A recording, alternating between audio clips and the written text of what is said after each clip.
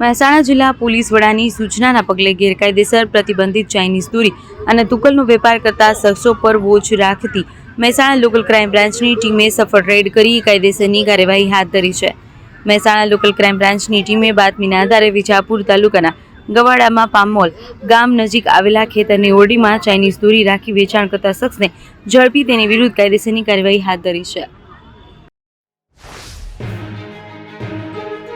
મહેસાણા જિલ્લાના બેચરાજી તાલુકાના ચડાસણા ગામની સીમમાં આવેલા ખેતરમાં બોરડીમાં તસ્કરોએ બાકોર ઉપાડી ઓરડીમાં પ્રવેશ કરી 40 ફૂટનો 35 mm કેબલ વાયર તથા બોરનું સ્ટાર્ટર અને કેપેસિટરનો વાયર મળી કુલ 9,000ની મતાની ચોરી કરી તસ્કરો રફુચક્કર થઈ ગયા હતા।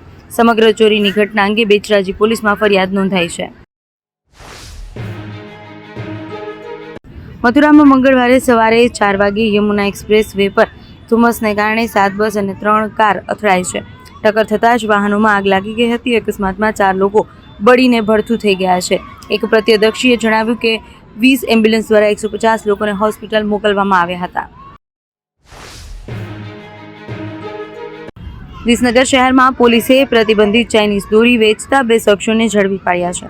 શહેરના સુશી રોડ અને કમાણા ચોકડી માર્કેટ પાસેથી કુલ 35 રીલ ચાઇનીઝ દોરી જપ્ત કરવામાં આવી છે, જેની કિંમત આશરે 21,000 રૂપિયા છે। પોલીસે બંને આરોપીઓ સામે ગુનો નોંધી તપાસ હાથ ધરી છે। કડી તાલુકાના ગ્રામ્ય વિસ્તારમાં એક પરિણીત મહિલા પર તેના પતિના મિત્ર દ્વારા ધમકી આપી વારંવાર દુષ્કર્મ આચરવામાં આવ્યું હોવાનો કિસ્સો સામે આવ્યો છે। આ મામલે પોલીસે ગુનો નોંધી વધુ તપાસ હાથ ધરી છે।